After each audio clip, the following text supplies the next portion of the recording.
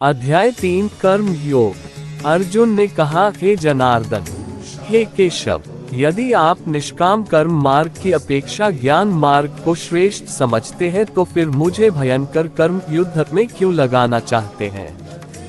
आप अनेक अर्थ वाले शब्दों से मेरी बुद्धि को मानो मोहित कर रहे हैं, अतः इनमें से मेरे लिए जो एकमात्र श्रेयस्कर हो उसे कृपा करके निश्चय पूर्वक मुझे बताएं, जिससे मैं उस श्रेय को प्राप्त कर सकूं।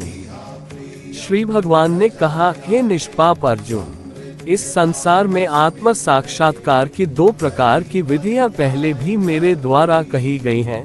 ज्ञानियों के लिए ज्ञान मार्ग सांख्य योग और योगियों के लिए निष्काम कर्म मार्ग भक्ति योग नियत है। मनुष्य न तो बिना कर्म किए कर्म बंधनों से मुक्त हो सकता है और न ही कर्मों के त्याग संन्यास मात्र से सफलता सिद्धि को प्राप्त हो सकता है। कोई भी मनुष्य किसी भी समय में क्षण मात्र भी कर्म किए बिना नहीं रह सकता है, क्योंकि प्रत्येक मनुष्य प्रकृति से उत्पन्न गुणों द्वारा विवश होकर कर्म करता है। जो मनुष्य कर्म इंद्रियों को वश में तो करता है किंतु मन से इंद्रियों के विषयों का चिंतन करता रहता है, ऐसा मूर्ख जीव मिथ्याचारी कहलाता है। हे अर्जुन, जो मनुष्य मन के द्वारा इंद्रियों को वश में करने का प्रयत्न करता है और बिना किसी आसक्ति के कर्म योग निष्काम कर्म योग का आचरण करता है, वही सभी मनुष्यों में अति उत्तम मनुष्य है। हे अर्जुन, तू अपना नियत कर्तव्य कर्म कर, क्योंकि कर्म न करने की अपेक्षा कर्म करना श्रेष्ठ है। कर्म न करने से तो तेरी यह जीवन यात्रा भी सफल नहीं हो सकती है। यज्ञ की प्रक्रिया ही कर्म है। इस यज्ञ की प्रक्रिया के अतिरिक्त जो भी किया जाता है उससे जन्म मृत्यु रूपी बंधन उत्पन्न होता है। अतः हे कुंती पुत्र, उस यज्ञ की पूर्ति के लिए संग दोष से मुक्त रहकर भली भांति कर्म का आचरण कर। सृष्टि के प्रारंभ में प्रजापति ब्रह्मा ने यज्ञ सहित देवताओं और मनुष्यों को रचकर उनसे कहा कि तुम लोग इस यज्ञ द्वारा सुख समृद्धि को प्राप्त करो और यह यज्ञ तुम लोगों की इष्ट परमात्मा संबंधित कामना की पूर्ति करेगा। इस यज्ञ द्वारा देवताओं की उन्नति करो और वे देवता तुम लोगों की उन्नति करेंगे। इस तरह एक दूसरे की उन्नति करते हुए तुम लोग परम कल्याण परमात्मा को प्राप्त हो जाओगे। यज्ञ द्वारा उन्नति को प्राप्त देवता तुम लोगों की सभी आवश्यकताओं की पूर्ति करेंगे, किंतु जो मनुष्य देवताओं द्वारा दिए हुए सुख भोगों को उनको दिए बिना ही स्वयं भोगता है, उसे निश्चित रूप से चोर समझना चाहिए। यज्ञ से बचे हुए अन्न को खाने वाले भक्त सब पापों से मुक्त हो जाते हैं, किंतु अन्य लोग जो अपने इंद्रिय सुख के लिए ही भोजन पकाते हैं, वे तो पाप ही खाते हैं। सभी प्राणी अन्न से उत्पन्न होते हैं। अन्न की उत्पत्ति वर्षा से होती है, वर्षा की उत्पत्ति यज्ञ संपन्न करने से होती है और यज्ञ की उत्पत्ति नियत कर्म वेद की आज्ञानुसार कर्म के करने से होती है। नियत कर्मों का विधान वेद में निहित है और वेद को शब्द रूप से अविनाशी परमात्मा से साक्षात उत्पन्न समझना चाहिए। इसलिए सर्वव्यापी परमात्मा ब्रह्म रूप में यज्ञ में सदा स्थित रहता है। हे पृथापुत्र, जो मनुष्य जीवन में इस प्रकार वेदों द्वारा स्थापित यज्ञ चक्र नियत कर्म का अनुसरण नहीं करता है, वह निश्चय ही पाप में जीवन व्यतीत करता है। ऐसा मनुष्य इंद्रियों की तुष्टि के लिए व्यर्थ ही जीता है। परंतु जो मनुष्य आत्मा में ही आनंद प्राप्त कर लेता है तथा वह अपनी आत्मा में ही पूर्ण संतुष्ट रहता है, उसके लिए कोई नियत कर्म कर्तव्य शेष नहीं रहता है। उस महापुरुष के लिए इस संसार में न तो कर्तव्य कर्म करने की आवश्यकता रह जाती है और न ही कर्म को न करने का कोई कारण ही रहता है, तथा उसे समस्त प्राणियों में से किसी पर निर्भर रहने की आवश्यकता नहीं रहती है। अतः कर्म फल में आसक्त हुए बिना मनुष्य को अपना कर्तव्य समझकर कर्म करते रहना चाहिए, क्योंकि अनासक्त भाव से निरंतर कर्तव्य कर्म करने से मनुष्य को एक दिन परमात्मा की प्राप्ति हो जाती है। राजा जनक जैसे अन्य मनुष्यों ने भी केवल कर्तव्य कर्म करके ही परम सिद्धि को प्राप्त की है। अतः संसार के हित का विचार करते हुए भी तेरे लिए कर्म करना ही उचित है।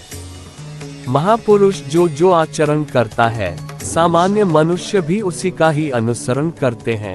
वह श्रेष्ठ पुरुष जो कुछ आदर्श प्रस्तुत कर देता है, समस्त संसार भी उसी का अनुसरण करने लगता है। हे पृथापुत्र, तीनों लोकों में मेरे लिए कोई भी कर्तव्य शेष नहीं है, न ही किसी वस्तु का अभाव है, न ही किसी वस्तु को प्राप्त करने की इच्छा है। फिर भी मैं कर्तव्य समझकर कर्म करने में लगा रहता हूँ। पाठ: यदि मैं नियत कर्मों को सावधानी पूर्वक न करूं तो यह निश्चित है कि सभी मनुष्य मेरे ही मार्ग का ही अनुगमन करेंगे। इसलिए यदि मैं कर्तव्य समझकर कर्म न करूं तो ये सभी लोग भ्रष्ट हो जाएंगे, तब मैं अवांछित सृष्टि की उत्पत्ति का कारण हो जाऊंगा और इस प्रकार समस्त प्राणियों को नष्ट करने वाला बन जाऊंगा। हे भरतवंशी, जिस प्रकार अज्ञानी मनुष्य फल की इच्छा से कार्य सकौम कर्म करते हैं, उसी प्रकार विद्वान मनुष्य को फल की इच्छा के बिना संसार के कल्याण के लिए कार्य करना चाहिए। विद्वान महापुरुष को चाहिए कि वह फल की इच्छा वाले सकौम कर्मी अज्ञानी मनुष्यों को कर्म करने से रोके नहीं, जिससे उनकी बुद्धि भ्रमित न हो, बल्कि स्वयं कर्तव्य कर्म को भली प्रकार से करता हुआ उनसे भी भली भांति कराते रहना चाहिए। जन्म से लेकर मृत्यु तक के सभी कर्म प्रकृति के गुणों के द्वारा संपन्न किए जाते हैं। अहंकार के प्रभाव से मोहग्रस्त होकर अज्ञानी मनुष्य स्वयं को कर्ता मानने लगता है। परंतु हे महाबाहु, परम तत्व को जानने वाला महापुरुष इंद्रियों को और इंद्रियों की क्रियाशीलता को प्रकृति के गुणों के द्वारा करता हुआ मानकर कभी उनमें आसक्त नहीं होता है। माया के प्रभाव से मोहग्रस्त हुए मनुष्य सांसारिक कर्मों के प्रति आसक्त होकर कर्म में लग जाते हैं। अतः पूर्ण ज्ञानी मनुष्य को चाहिए कि वह उन मंद बुद्धि सकौम कर्मी वालों को विचलित न करे। अतः हे अर्जुन, अपने सभी प्रकार के कर्तव्य कर्मों को मुझ में समर्पित करके पूर्ण आत्मज्ञान से युक्त होकर आशा, ममता और संताप का पूर्ण रूप से त्याग करके युद्ध कर। जो मनुष्य मेरे इन आदेशों का ईर्ष्या रहित होकर श्रद्धा पूर्वक अपना कर्तव्य समझकर नियमित रूप से पालन करते हैं, वे सभी कर्म फलों के बंधन से मुक्त हो जाते हैं। परंतु जो मनुष्य ईर्ष्यावश इन आदेशों का नियमित रूप से पालन नहीं करते हैं, उन्हें सभी प्रकार के ज्ञान में पूर्ण रूप से भ्रमित और सब ओर से नष्ट भ्रष्ट हुआ ही समझना चाहिए। सभी मनुष्य प्रकृति के गुणों के अधीन होकर ही कार्य करते हैं। यद्यपि तत्वदर्शी ज्ञानी भी प्रकृति के गुणों के अनुसार ही कार्य करता दिखाई देता है, तो फिर इसमें कोई किसी का निराकरण क्या कर सकता है। सभी इंद्रियां और इंद्रियों के विषयों के प्रति आसक्ति, राग और विरक्ति द्वेष नियमों के अधीन स्थित होती है। मनुष्य को इनके अधीन नहीं होना चाहिए, क्योंकि दोनों ही आत्मा साक्षात्कार के पथ में अवरोध उत्पन्न करने वाले हैं। दूसरों के कर्तव्य धर्म को भली भांति अनुसरण नकल करने की अपेक्षा अपना कर्तव्य पालन स्वधर्म को दोषपूर्ण ढंग से करना भी अधिक कल्याणकारी होता है। दूसरे के कर्तव्य का अनुसरण करने से भय उत्पन्न होता है, अपने कर्तव्य का पालन करते हुए मरना भी श्रेयस्कर होता है। अर्जुन ने कहा, हे वृषणिवंशी, मनुष्य न चाहते हुए भी किसकी प्रेरणा से पाप कर्म करता है। यद्यपि ऐसा लगता है कि उसे बलपूर्वक पाप कर्म के लिए प्रेरित किया जा रहा है।